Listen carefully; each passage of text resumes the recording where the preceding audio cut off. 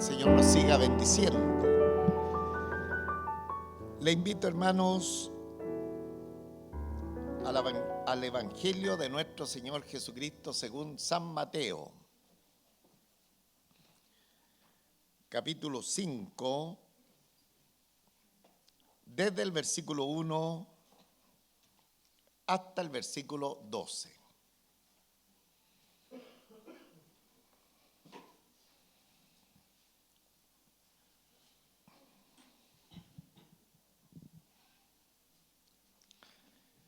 Evangelio de nuestro Señor Jesucristo según San Mateo, capítulo 5, desde el versículo 1 hasta el versículo 12.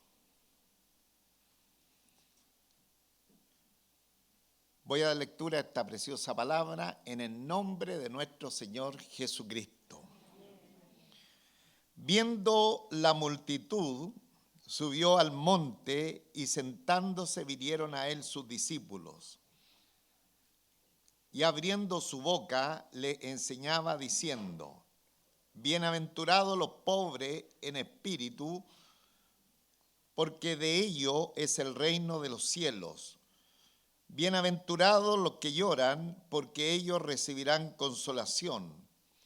Bienaventurados los mansos, porque ellos recibirán la tierra por heredad. Bienaventurados los que tienen hambre y sed de justicia, porque ellos serán saciados. Bienaventurados los misericordiosos, porque ellos alcanzarán misericordia. Bienaventurados los de limpio corazón, porque ellos verán a Dios. Bienaventurados los pacificadores, porque ellos serán llamados hijos de Dios. Bienaventurados los que padecen persecución por causa de la justicia, porque de ellos es el reino de los cielos. Bienaventurados sois cuando por mi causa os vituperen y os persigan y digan toda clase de mal contra vosotros mintiendo. Gozaos y alegraos, porque vuestro galardón es grande en los cielos, porque así persiguieron a los profetas que fueron antes de vosotros. Amén. Oremos al Señor. Dios nuestro, Padre Celestial, en esta hora te damos infinitas gracias por estar delante de su presencia, estar delante de su palabra y también en la comunión con nuestros hermanos. Gracias, nuestro Padre Celestial, porque de seguro el estar en este lugar, estar con usted, algo importante vendrá para nosotros. Algo muy importante que es la bendición suya que va a fluir a través de su palabra. Gracias, nuestro Padre Celestial, por darnos el alimento que nutre nuestro ser interior. Gracias por cada uno de los hermanos acá presentes que nos hemos dado cita a esta reunión, como también por nuestros niños que están en su iglesia, las profesoras en servicio y nuestros hermanos en servicio, a quienes rogamos también que tú les bendigas grandemente. Y a nosotros, Señor, denos la dicha, la alegría de estar en su casa de oración con la familia de la fe. Su bendición en el nombre de nuestro Señor Jesucristo. Amén.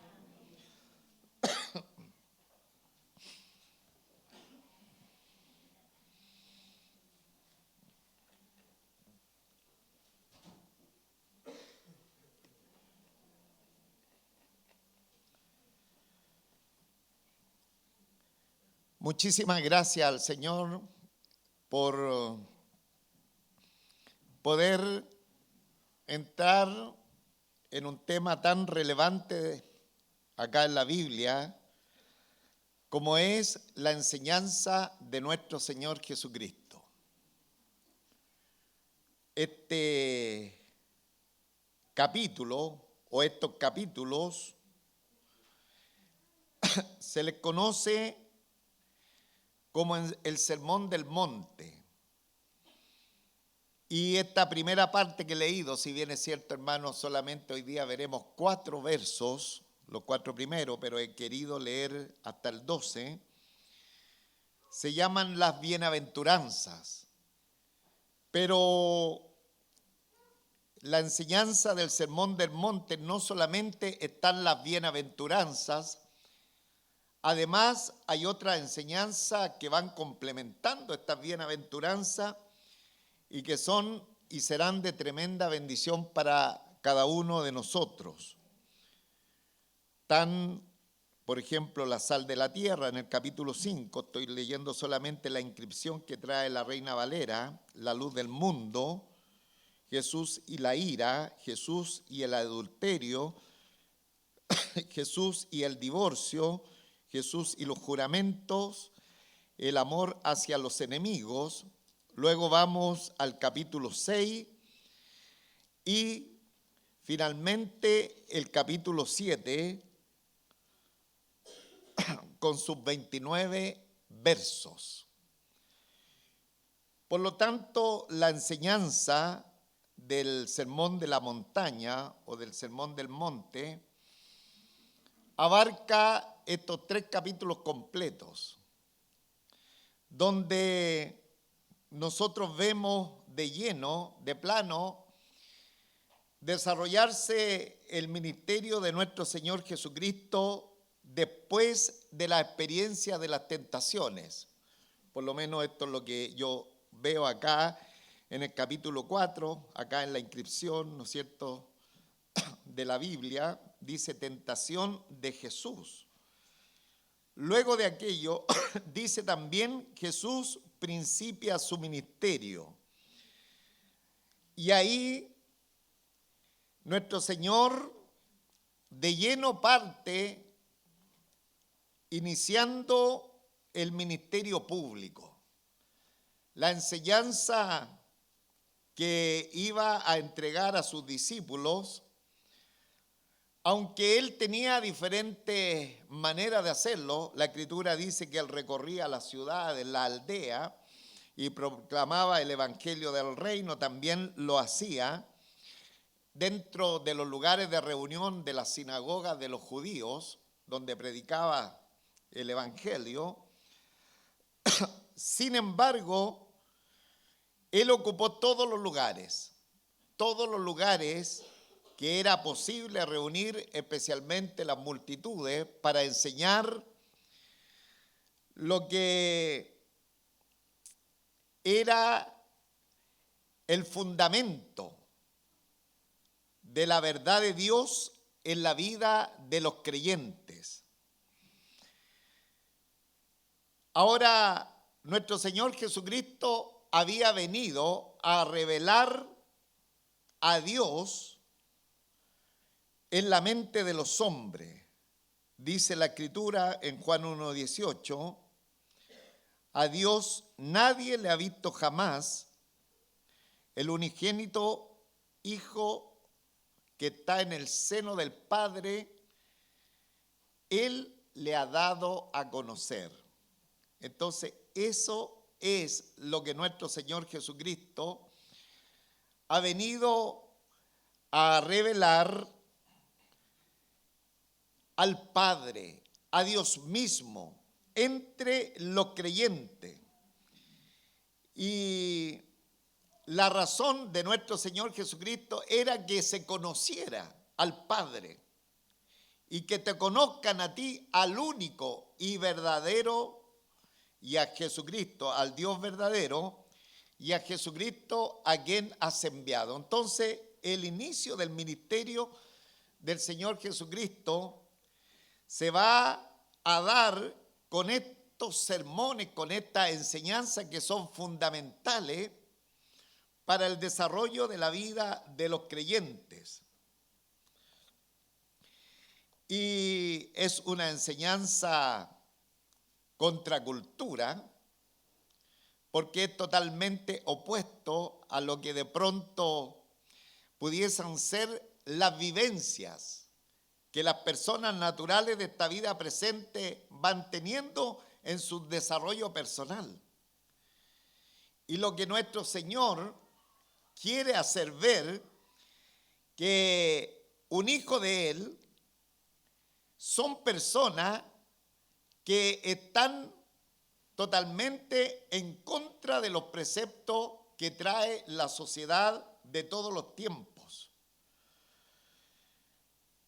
Y de hecho, la entrada ya al reino del Señor era a través de un nuevo nacimiento. O sea, no es posible entrar al reino del Señor a través de colarse por alguna puerta lateral, sino entrar a través de un nuevo nacimiento, porque es una nueva vida. Y el Sermón del Monte es un compendio de enseñanza que va a marcar una diferencia trascendental entre el que sirve a Dios y el que no le sirve. Y el Señor, el adorable Espíritu Santo, anhelan que cada uno de nosotros podamos identificarnos con esta enseñanza, y no solamente identificarnos, sino vivirlas, porque va a marcar en realidad la diferencia, insisto, entre el que sirve a Dios y el que no le sirve. Y es lo que el Señor quería en hacer aquel tiempo, porque muchos fariseos y religiosos de la época tenían bastante conocimiento, pero el conocimiento no era basta en relación a la práctica que ellos hacían de la fe, que era muy diametralmente opuesto a lo que el Señor quería. Entonces, el Señor quería hacer la diferencia entre el religioso y el verdadero creyente, o entre el creyente nominal y el verdadero creyente. Yo creo, y usted también lo ha visto, que mucha gente habla de que son creyentes, que viven dentro de la fe, hablan de Dios. Sin embargo, en el tiempo de nuestro Señor Jesucristo había, y lo hemos conversado en otras oportunidades, una casta sacerdotal. Y habían gente que desarrollaba un ministerio religioso, pero el Señor quiere marcar la diferencia, quiere establecer cuán diferente es ya pertenecer al reino de Dios o al reino de los cielos, palabras sinónimas. Hay algún debate de pronto entre los estudiantes de la Biblia al respecto, pero es lo mismo, donde accedemos por el nuevo nacimiento. El Señor dijo: el reino de los cielos entre vosotros está. Y como está entre nosotros, cada uno de los que participamos de este reino debemos tener las características de lo que implica estar en este reino. Entonces, el reino de los cielos es un reino espiritual que ha de manifestarse de manera personal en nosotros, y tiene que acreditarse estas realidades espirituales. Debe notarse la realidad espiritual de este reino que el Señor trajo a nosotros. Y ahora, cuando uno está en esta realidad espiritual, en este reino del Señor, va a traer como consecuencia felicidad.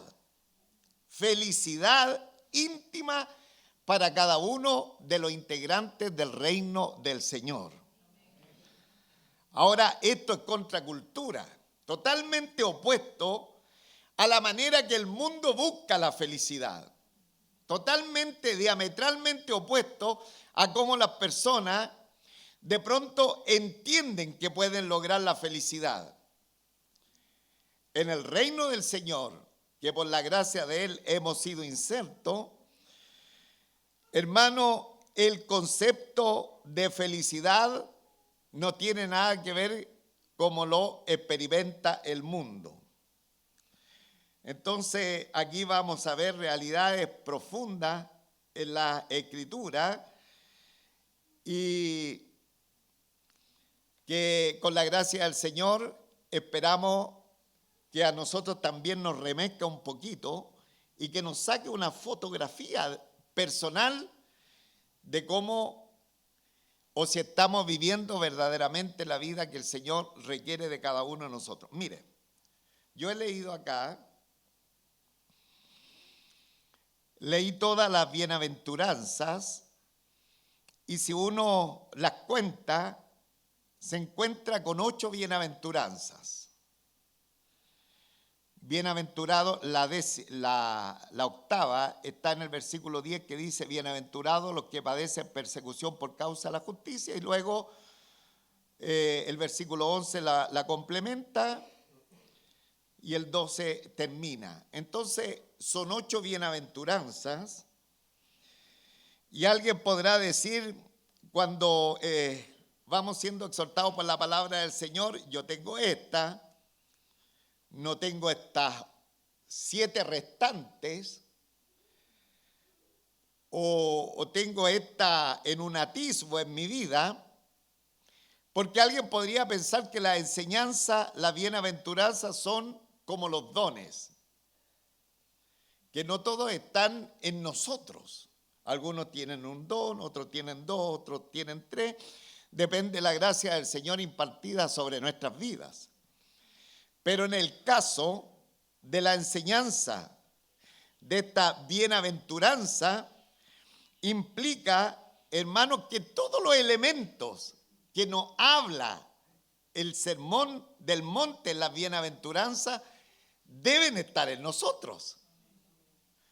Deben ser una característica que embarguen nuestro ser para que hagan la diferencia entre el que sirve a Dios o el que no le sirve. Porque uno de los problemas graves que hoy día enfrenta el cristianismo es el desdén de los creyentes cuando dicen, ¿y ese no es canuto? No sé si usted ha escuchado, o ese no es cristiano. Porque verdaderamente no hemos tomado a cabalidad los principios espirituales que Dios ha establecido para que nosotros andemos conforme a los requerimientos de este alto reino de los cielos o reino de Dios que Él ha establecido y que nos ha insertado en Él.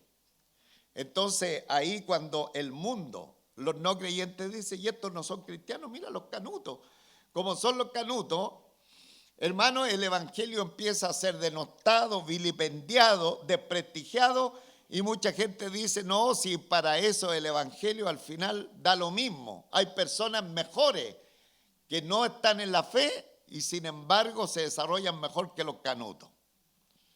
Entonces el Señor quiere que lo que nos va a mostrar a través de su palabra haga la diferencia, que los demás puedan ver que en realidad estas vivencias espirituales que hay en nosotros son sobrenaturales.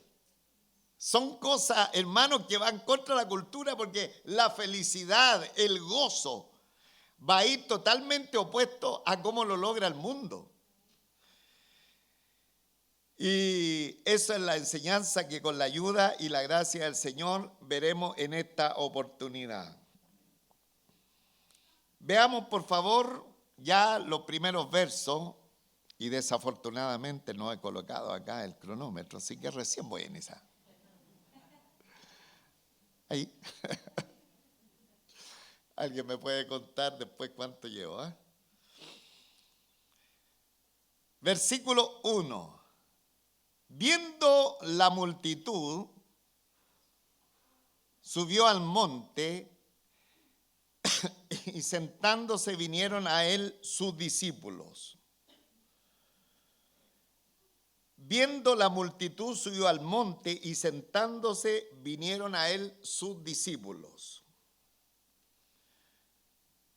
En el capítulo 4, versículo 25, dice que y le siguió mucha gente de Galilea, de Decápolis, de Jerusalén, de Judea y del otro lado del Jordán. Entonces, la fama de nuestro Señor Jesucristo se difundió por toda la tierra de Israel y salió también de las fronteras. O sea, las multitudes venían no solamente de la tierra de Israel, sino también de las naciones cercanas, de tal manera que constantemente venían grandes cantidades de personas. Ahora, De seguro que esa gente traía muchas de sus necesidades, enfermos, endemoniados, y encontraban respuesta en el Señor. De hecho, traían su enfermo y endemoniados porque el Señor a los enfermos los sanaba y a los endemoniados los liberaba. Entonces hubo una gran multitud. Esta gran multitud estaba compuesta de gente de Galilea, del norte del país, de Decápolis. Son 10 ciudades al sur del mar de Genesaret o el mar de Galilea. Venía gente de Jerusalén, de Judea, la parte del sur, y de otros lugares. Entonces dice la Escritura que el Señor tomó la determinación de subir al monte. Cuando vio esta tremenda cantidad de personas, no nos dice que monte, da lo mismo, no es importante, solamente que está a la orilla del mar de Galilea, y ahí estaba el Señor, y de seguro subir al monte le iba a ayudar a él de manera personal, en primer lugar para estar tranquilo, estar en intimidad con el Padre a través de la oración. ¿Ah? Separarse de las multitudes, estar en comunión con el Padre, de seguro también orar para hacer la elección de los 12 apóstoles. Él necesita ahora seleccionar sus 12 apóstoles de entre los discípulos, sus seguidores, y durante la noche en la montaña tiene que haber estado orando para esto. Tiene que haber estado clamando para recibir la revelación del Padre en la elección de estos 12. Ahora, Lucas por lo menos lo designa de esta manera. En aquellos días él fue al monte a orar y pasó la noche orando a Dios. Y cuando era de día llamó a sus discípulos y escogió a 12 de ellos, a los cuales llamó apóstoles.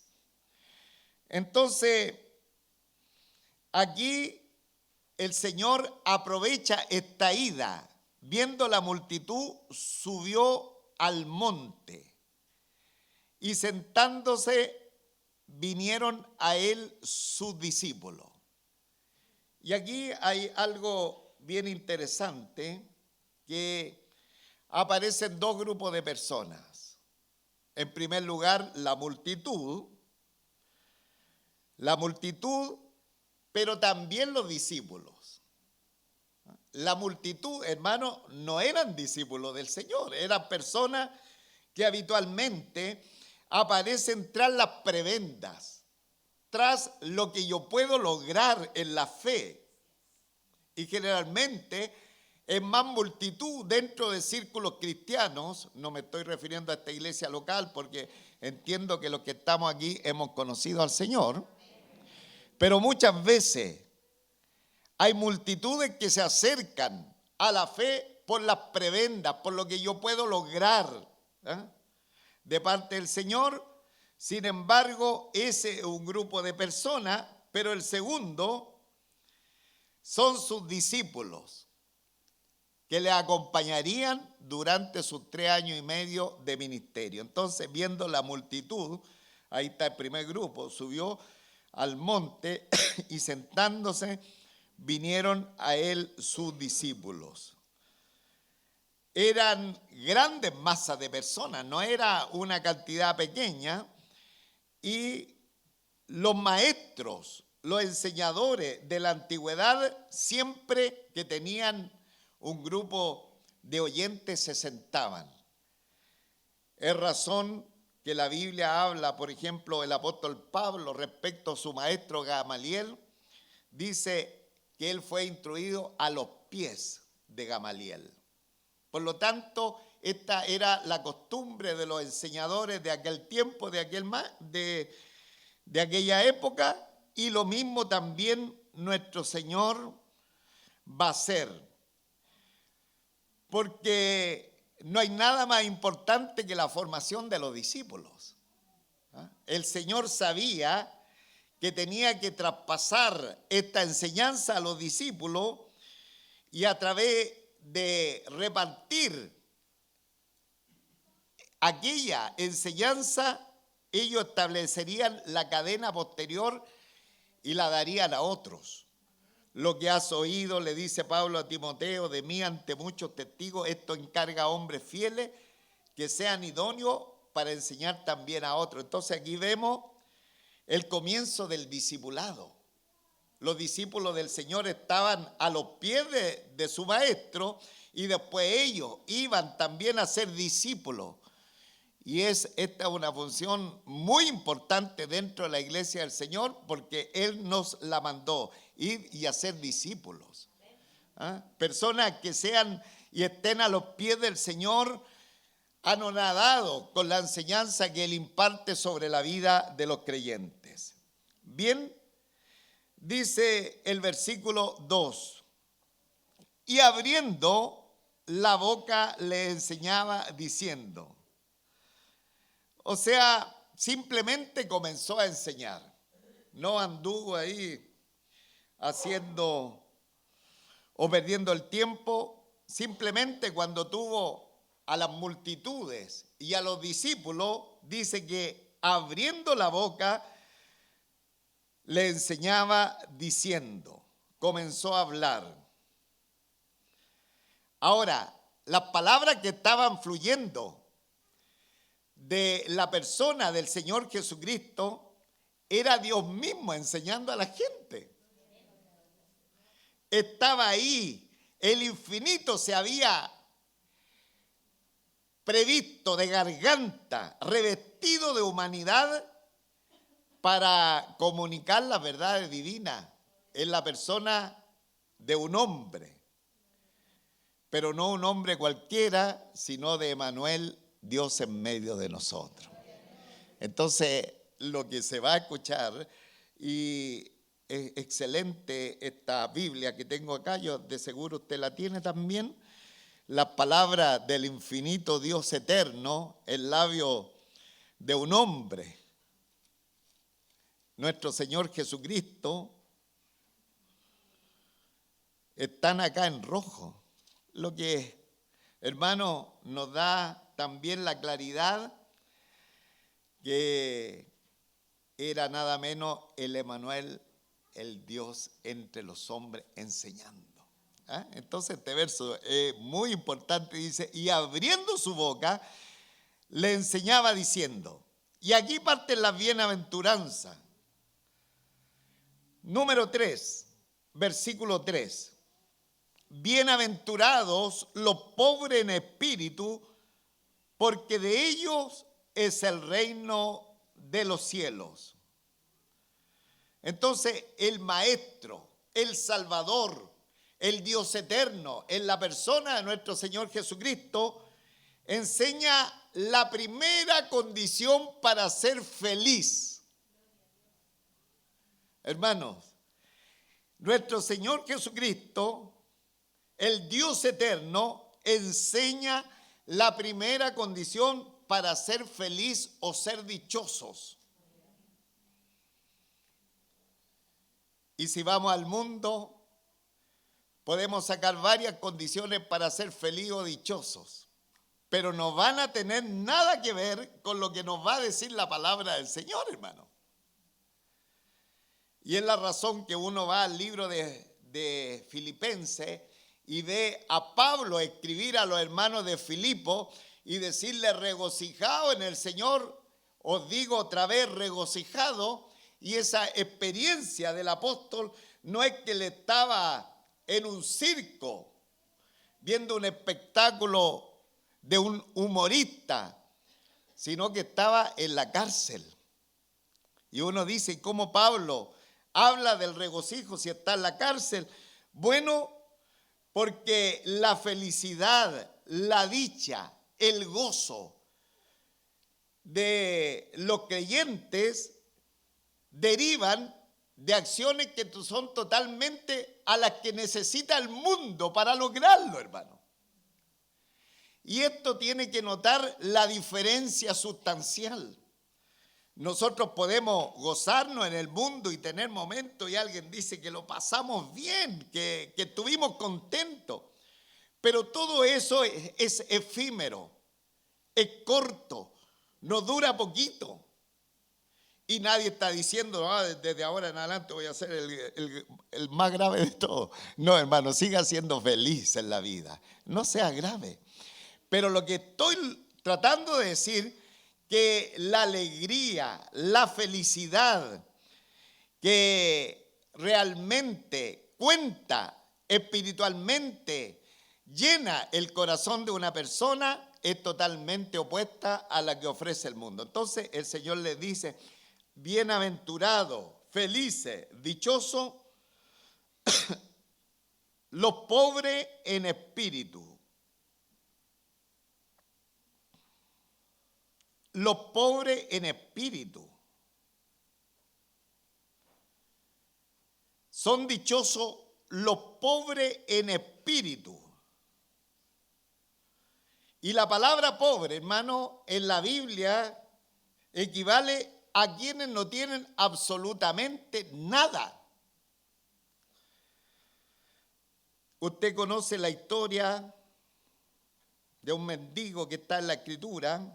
Se los leo en Lucas 16, 19, 22. Dice, había un hombre rico que se vestía de púrpura y de lino fino y hacía cada día banquete con esplendidez.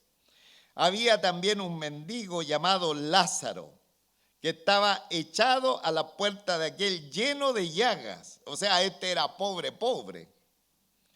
Y ansiaba saciarse de las migajas que caían de la mesa del rico. Pobre, pobre, pobre. Y aún los perros venían y le lamían las llagas. Aconteció que murió el mendigo y fue llevado por los ángeles al seno de Abraham, y murió también el rico y fue sepultado. Se acabó la vida del rico, fue sepultado. Pero este pobre, pobre, fue llevado por los ángeles al seno de Abraham. O sea, cuando el Antiguo Testamento nos habla de esta extrema pobreza, es que la persona no tenía nada. Y por lo tanto, al no tener nada, su única dependencia es de Dios. Su única dependencia de Dios para su cuidado, liberación, provisión y sustento. Y esa es la actitud que Dios quiere ver de nosotros. Que aunque lo tengamos todo materialmente, mire lo que estoy diciendo, aunque lo tengamos todo materialmente, reconozcamos nuestra necesidad del Señor, hermano. Reconozcamos que sin Él no somos nada. Porque cuando somos pobres en el espíritu, hermano, va a traer la felicidad del Señor, dice el salmista en el Salmo 34, versículo 6. Este pobre clamó. Este pobre, este que no tiene nada. Oiga, pregunto, ¿David no tenía nada? David era el rey de Israel, hermanos. David lo tenía todo. Pero él era pobre en espíritu, reconociendo que si algo necesitaba o quería más allá, solamente dependía del Señor. Entonces él dice, este pobre clamó y le oyó Jehová y lo libró de todas sus angustias. Qué preciosa expresión del salmista, hermano. De esta pobreza espiritual, toda la iglesia. Este pobre clamó y le oyó Jehová y lo libró de todas sus angustias. Cuando Dios, gloria a Dios,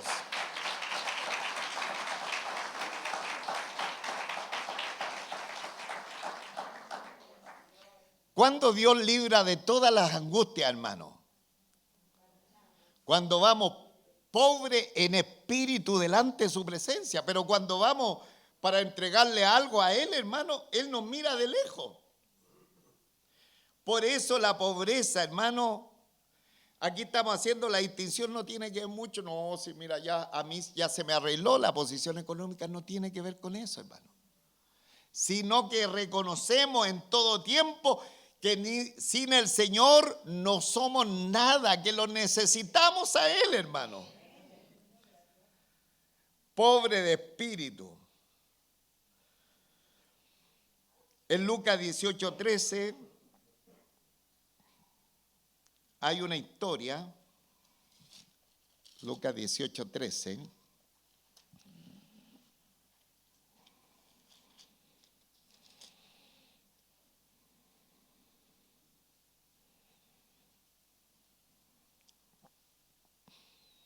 La parábola del fariseo y el publicano, dice la inscripción que tiene acá la Reina Valera, del año 60, tengo acá el texto. Y el versículo 13 dice, mas el publicano estando lejos no quería ni aún alzar los ojos al cielo, sino que se golpeaba el pecho diciendo, Dios, sé propicio a mí, pecador.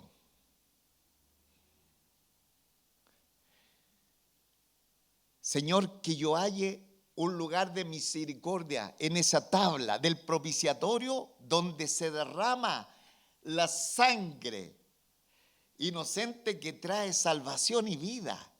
Eso es lo que estaba diciendo este hombre. Sin embargo, ¿qué decía el otro? El compañero ahí de la parábola. No, yo tengo todo. Yo doy diezmo de todo.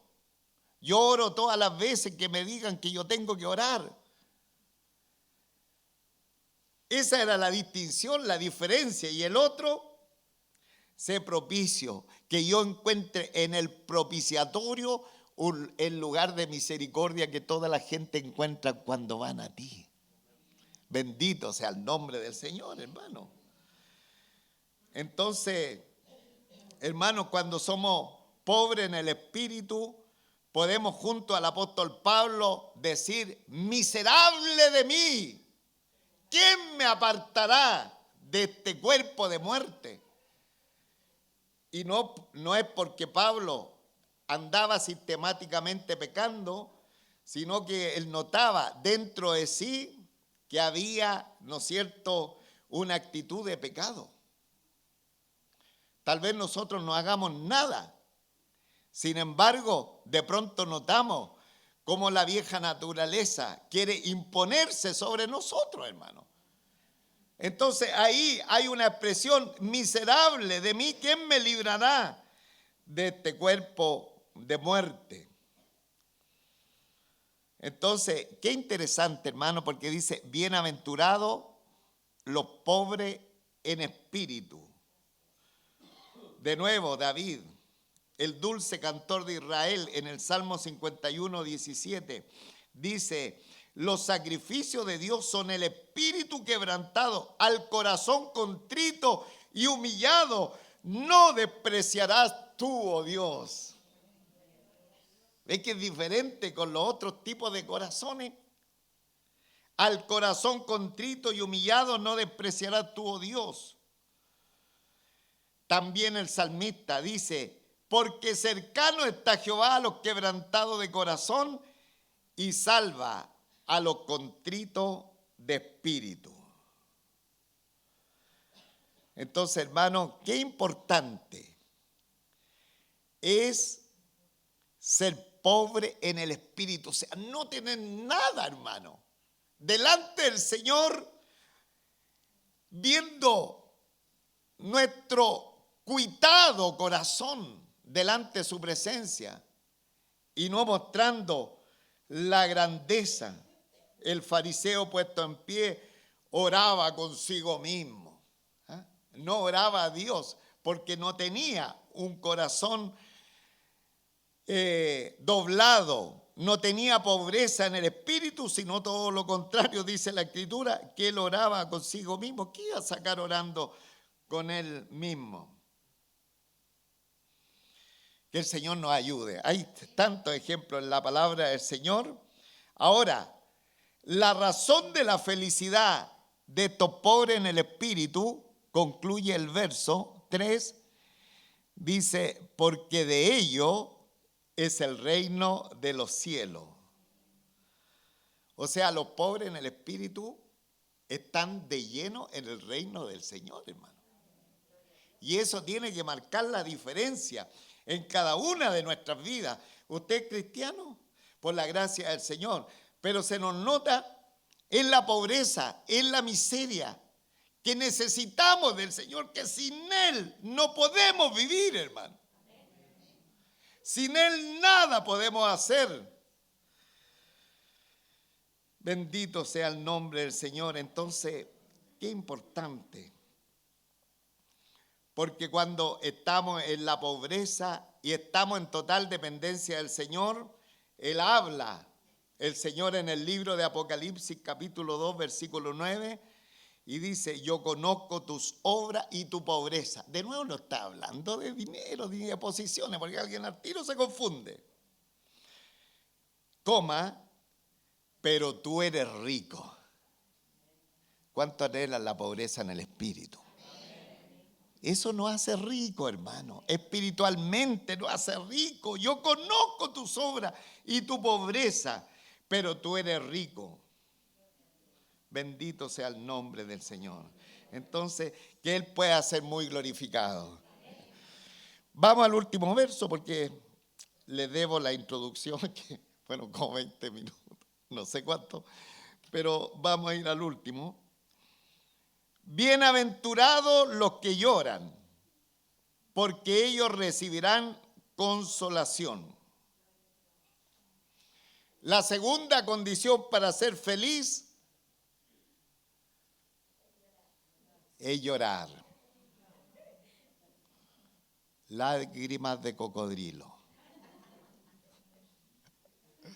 O lágrimas de telecebolla.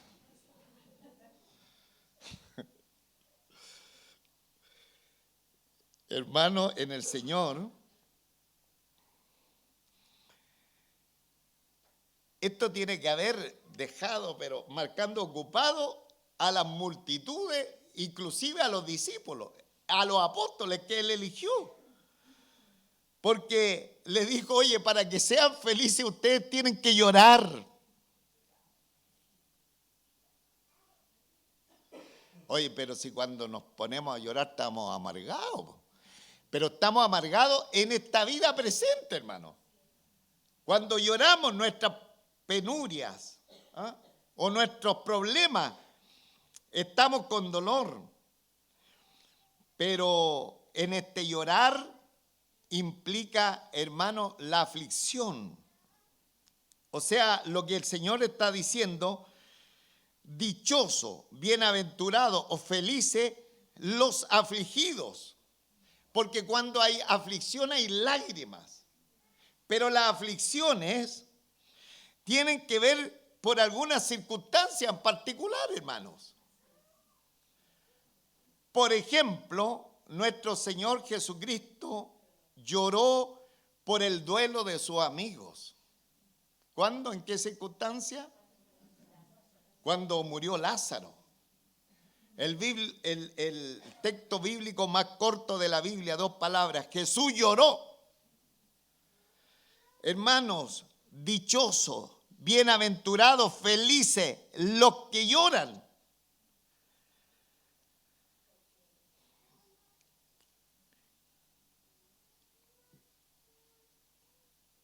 También el llorar en medio de los conflictos de la vida. Salmo 42, versículo 1 al 3. Como el ciervo brama por las corrientes de las aguas, así clama por ti, oh Dios, el alma mía. Mi alma tiene sed de Dios, del Dios vivo. ¿Cuándo vendré y me presentaré delante de Dios? fueron mis lágrimas, mi pan de día y de noche, mientras dicen todos los días, ¿dónde está tu Dios? O sea, en medio de la aflicción, el salmista tiene las lágrimas. Y las lágrimas son por las aflicciones, las lágrimas también tienen que ver por la aflicción por los hermanos. Doy gracias a Dios, dice Pablo a Timoteo, al cual sirvo desde mis mayores con limpia conciencia, de que sin cesar me acuerdo de ti en mis oraciones noche y día, deseando verte al acordarme de tus lágrimas para llenarme de gozo. ¿Qué le pasó a Timoteo? Se conmovió con su pastor Pablo. Porque a Pablo lo tenían en la cárcel, hermano. Ahí dijo, ya no importa, ahí le contratamos a un abogado y que se la arregle como pueda. Se conmovió, hermano. Lágrimas de conmoción había en Timoteo. Y Pablo le dice, deseo verte porque me acuerdo de tus lágrimas para llenarme de gozo. Entonces, el que llora, el que siente aflicción, es a causa del amor hacia Dios y su obra. En este contexto, a causa de Dios y a causa de la obra del Señor, hermano, está la bienaventuranza de los que lloran.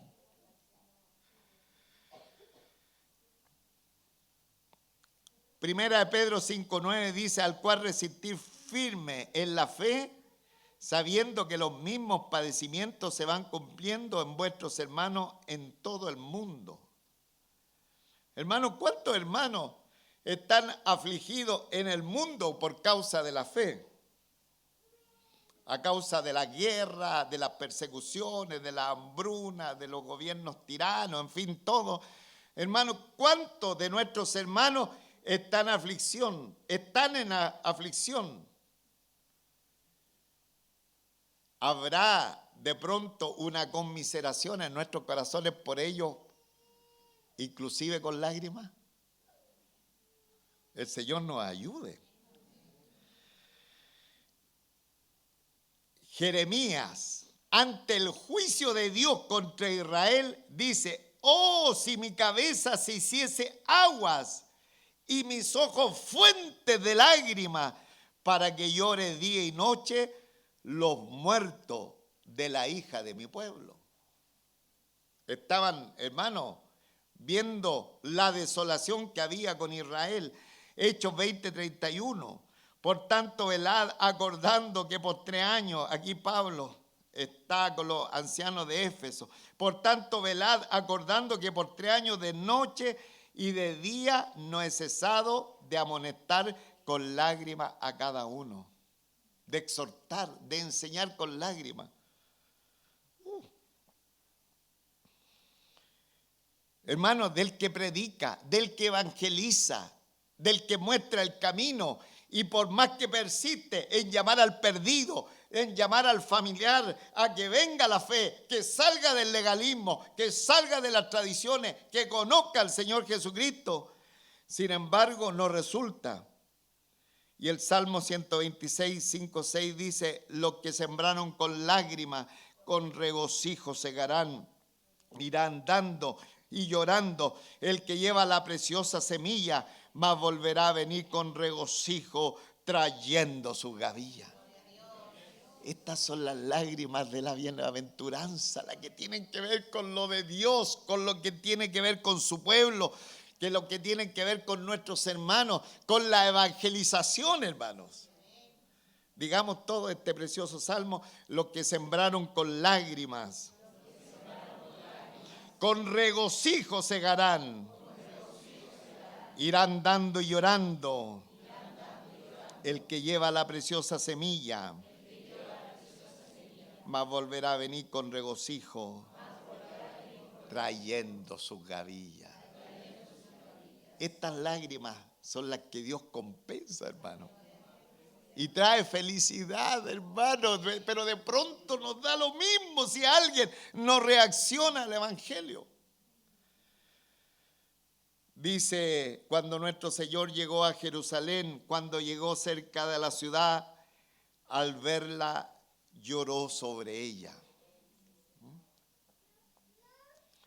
Otro, ya voy a terminar, hermano, solamente decir lo que dice la palabra del Señor, que ella se predique. Lucas 7, 37 al 39.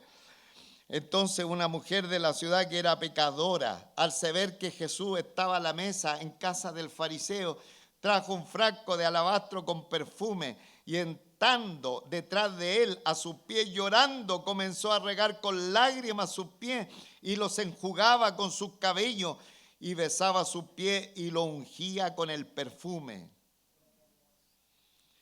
Llorando comenzó a regar con lágrimas sus pies y lo enjugaba con sus cabellos. Delante de la presencia del Señor se derraman lágrimas. El otro legalista, si fuera profeta, no conocería a quién y qué clase de mujer al que le toca, que es pecadora. Bendito sea el nombre del Señor. Entonces,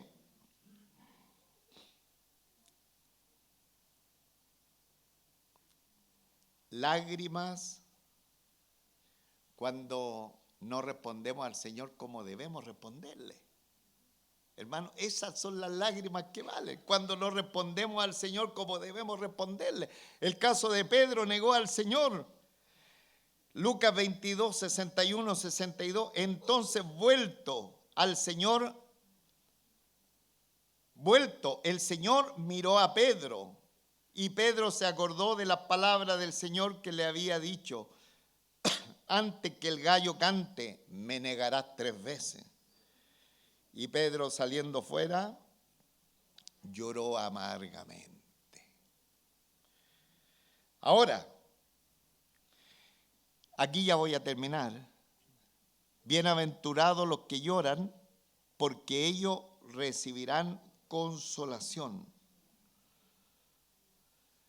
Los que lloran, los que están afligidos por lo de Dios y por lo que pertenece al pueblo del Señor, dice que ellos recibirán consolación. Hermanos amados, el Señor al que nosotros servimos es un Dios de consolación.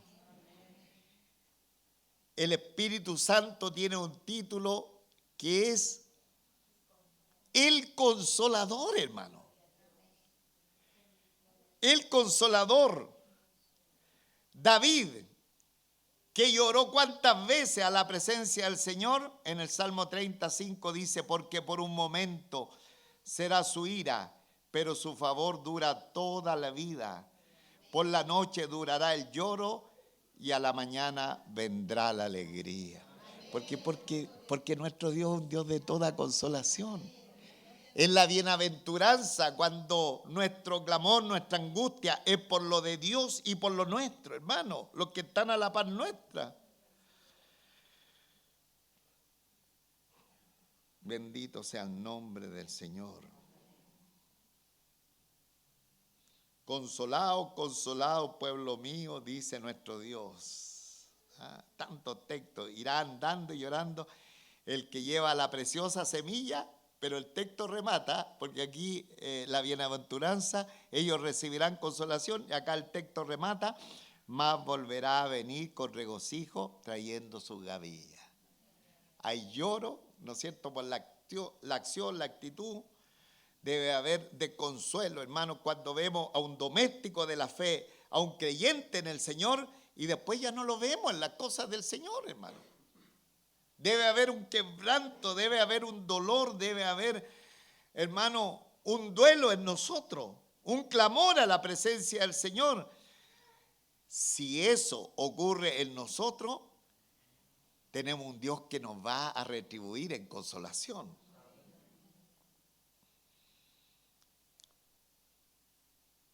¿Se acuerda cuando el Señor lloró por Jerusalén? Él lloró por Jerusalén, pero después en el libro de Apocalipsis aparece la consolación en Jerusalén y vemos a Jesucristo reinando con los suyos.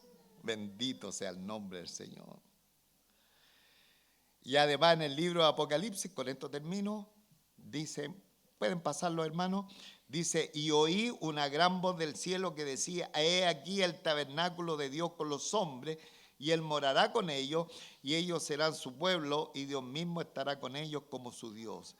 Enjugará Dios toda lágrima de los ojos de ellos, y ya no habrá muerte, ni habrá más llanto, ni clamor, ni dolor, porque las primeras cosas pasaron.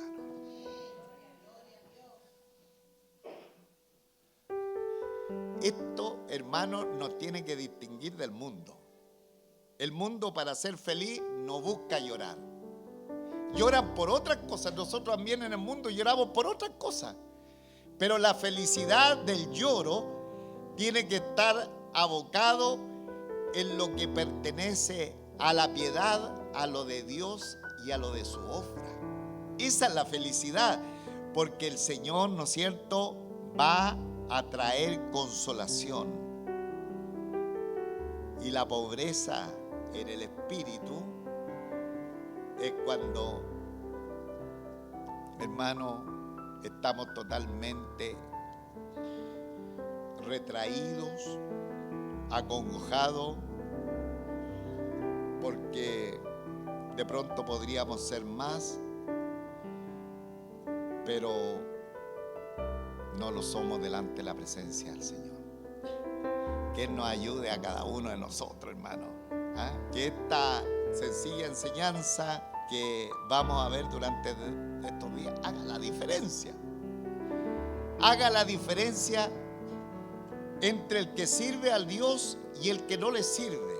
El que está en la fe y el que está en la religión. Entre el que está como discípulo del Señor y el que está como uno más de la multitud. Porque esto es lo que acongojaba y lo que de pronto traía complicación a aquellos que querían seguir al Señor, porque decían, oye, estos que son religiosos, mira cómo actúan. Pero el Señor les dijo, les voy a enseñar algo. Les voy a enseñar acá estos sermones, que son el sermón de la montaña, donde les voy a decir cómo los quiero ver. ¿Cuál es la identidad que cada uno de ustedes, hijos amados, deben tener? Toda la iglesia. Bienaventurados los pobres en espíritu, porque de ellos es el reino de los cielos. Bienaventurados los que lloran, porque ellos recibirán consolación. Que estas dos bienaventuranzas, que estas dos dichas se empiecen a notar en nosotros, hermano. ¿Ah? Que empiecen a ser una realidad, porque nos van a traer felicidad, hermano. Nos van a traer felicidad a nuestra vida, porque el Señor nos dice, felices, dichosos, bienaventurados. Por una parte los pobres en espíritu, porque ellos sí que son ciudadanos del reino. O sea, está diciendo, sí que verdaderamente me han conocido.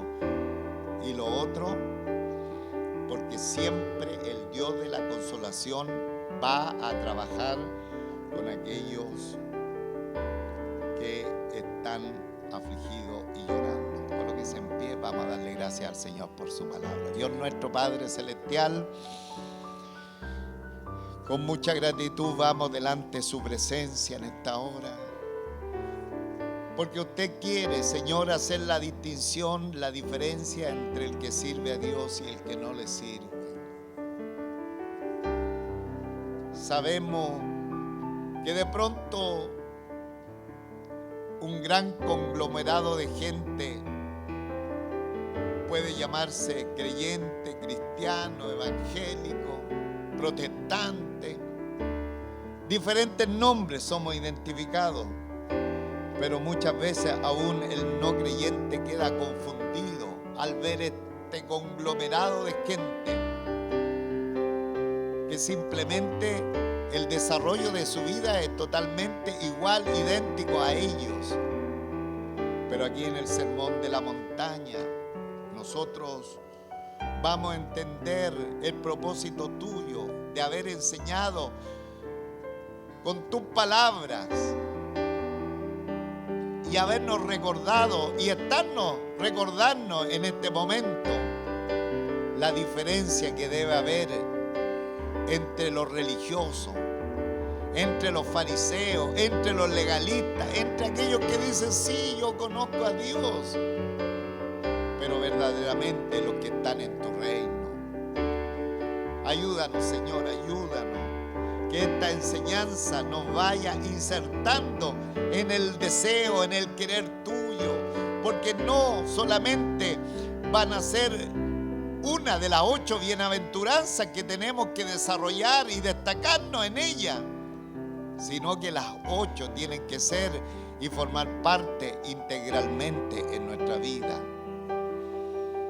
Ayúdanos, nuestro Padre Celestial, para que el mundo crea, para que verdaderamente la gente sepa que servimos a un Dios todopoderoso, que nuestra vida está totalmente dependiente de ti, que solamente tú tienes palabra de vida y de vida eterna, Dios nuestro Padre Celestial, y que en medio del lloro, del lamento por situaciones de pronto donde inclusive tu nombre es denostado, afrentado, que nos dolamos en estas situaciones y que tal vez derramemos lágrimas, pero sabemos que vamos a ser también consolados.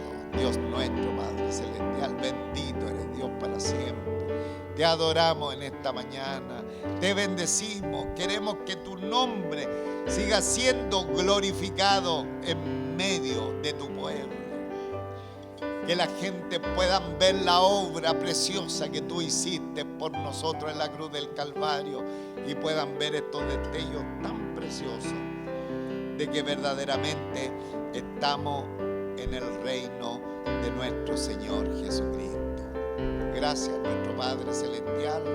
Rogamos que tú sigas bendiciendo tu palabra en nuestros corazones, que las grabes en cada una de nuestras mentes y que no solamente seamos oidores, sino también hacedores de tu palabra.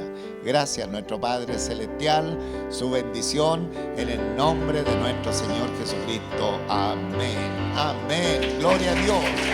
Gloria a Dios.